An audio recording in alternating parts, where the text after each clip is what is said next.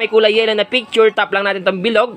Tap naman natin tong restore sa baba. So click natin tong restore, then lalabas siya, nakalagay dito, are you sure the restored file will be saved to the directory, storage, emulated, zero media recovery. So ang gagawin lang natin, click lang natin tong OK. So automatic guys, na-recover na natin yung deleted photos natin kahit nung nakaraan pa natin delete. So yun mga kamayantik, ituturo ko sa inyo kung paano i-recover yung mga deleted photos and videos sa inyong cellphone. Halimbawa, hindi nyo sinasadya na delete nyo yung photos and videos, ituturo ko sa inyo kung paano i-recover at ibalik sa dati. Take note pala, reminders lang, hindi sa lahat ng device or cellphone is gumagana to. So kung gumana sa inyo, mas mabuti. At kung hindi naman, pasensya na. So eto na yun.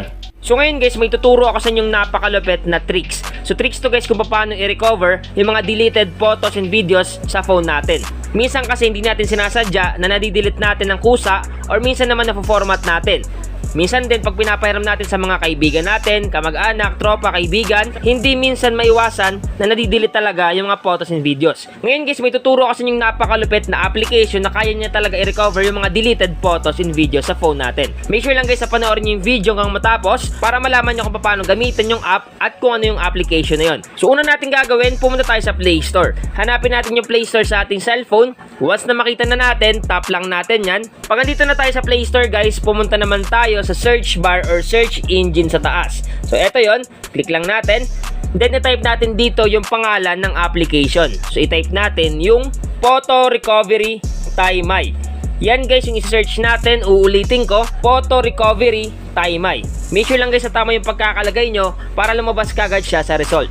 Pag okay na, search lang natin. Para ma-search yan, tap lang natin tong magnifying lens sa baba. Tap natin yan. Automatic guys, lalabas siya sa pinakaunang result. Sa ibang device sinubukan ko, lumabas siya sa pang-4, sa iba naman sa pang-5. Pero kadalasan sa unahan. Once na makita nyo na, tap nyo lang. Eto guys yung hanapin natin sa Google Play Store. Photo Recovery, Video Recovery. So once na ma-install na natin, open lang natin tong application. Click open. Maglo-loading yan guys, antayin nyo lang matapos yung loading at automatic mamimili kayo dyan ng language. Syempre guys, English para mas maintindihan natin. So click natin tong checkmark dito sa taas sa bandang kanan. Once na makapili na kayo ng language, automatic dito tayo mapupunta. So andyan guys nakalagay yung data recovery. Meron dyang 4 na category. Una yung recover videos, pangalawa recover images, pangatlo recover audios, and pang-4 recover documents. So ngayon nag-update sila dito pero same pa rin yan. Yung photo scan dyan is recover photos yan, yung video scan is recover video, yung document scan is recover documents, and yung audio scan is recover audio. So hindi lang pala photos and videos yung pwede recover dito. Pwede rin guys yung audios and documents. So talagang napakalupit. Mga kamayantek, paalala lang na itong application is minsan compatible siya, minsan nakaka-recover, minsan naman hindi gumagana. So nakadepende pa rin yan kung compatible sa inyong device. Pag hindi gumana sa inyo, i-uninstall nyo na lang at maghanap na lang kayo ng bagong application. Pero pag gumana sa inyo, gamitin nyo para makarecover kayo ng mga deleted photos and videos sa inyong device. Ngayon guys, paano nga ba gamitin to para ma-recover natin yung mga deleted photos, videos, and mga files natin? So ang gagawin lang natin, kunyari sa image, i-recover ko yung image sa mga dinelete ko dito sa phone. So click lang natin tong recover images, tap natin, then lalabas siya, nakalagay dito, allow file recovery to access photos and media on your device. Tap lang natin tong allow, click allow, then dito tayo mapupunta sa all files access. Kailangan natin dito i-on yung allow access to manage all files. So tap lang natin tong button, tap natin, automatic na on na. Ngayon back lang natin siya. Once na maback na natin, tap ulit natin yung recover images. Sa pangalawang beses natin i-tap, tap natin. Automatic guys, lalabas yung waiting for seconds at nagde-detect na siya ng mga photos na i-recover natin dito sa phone natin. Ang napakalupit dito guys, kahit dinilit mo na siya nung nakaraang buwan or nakaraang araw, automatic guys, i-recover pa rin niya yung mga deleted photos. Talagang napakalupit. So antayin lang natin mag-scan yung application. Once na lumabas yung successful, ibig sabihin lang na-scan niya na yung mga na-delete natin photos. At saan nga ba yung makikita? Kung mapapansin nyo, meron ditong detected photos. Nakalagay dito, 2,744 photos, 1 GB. So ang gagawin lang natin, tap lang natin yan.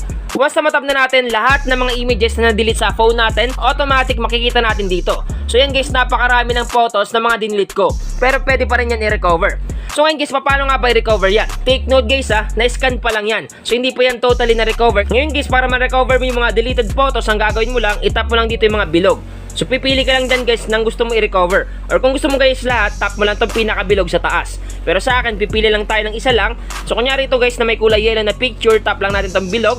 Kung lumabas dyan yung checkmark, tap naman natin tong restore sa baba. So click natin tong restore, then lalabas yan, nakalagay dito, are you sure the restored file will be saved to the directory, storage, emulated, zero media recovery. So ang gagawin lang natin, click lang natin tong OK. So automatic guys, na-recover na natin yung deleted photos natin kahit nung nakaraan pa natin delete. Ma-format mo man yung phone natin, ma-delete man yung mga photos and videos at other files, automatic pwede pa rin natin i-recover kahit deleted na. So ngayon guys, para makita natin yung na-recover natin photos, pumunta tayo sa ating gallery. Hanapin natin yung gallery sa ating cellphone. Mapupunta siya guys sa my other. Okay, so sa akin nakalagay sa other album, tap natin. At eto na siya, sa photos, click natin. Nakalagay dito yung nirecover natin, kulay yellow na picture. So ganun guys kabangas at kalupit itong application. Kaya niya talaga i-recover yung mga deleted photos, videos, audios, and documents. So kayo na bahala guys mag-try ng recover videos, recover audios, and recover documents. So pinakita ko lang sa inyo na legit talaga. Guys, disclaimer, hindi ko alam kung kailan talaga yung eksaktong petsa or date na pwede ma-recover yung mga deleted photos, videos, and other files. Kayo na lang bahala guys mag-try at tingnan nyo na lang kung hanggang kailan ba talaga nare-recover yung mga dating na-delete na photos, videos, and files sa ating cellphone. So sana guys nakatulong tong vlog ko ngayon. Once again naman, Tech PH, thank you and God bless all.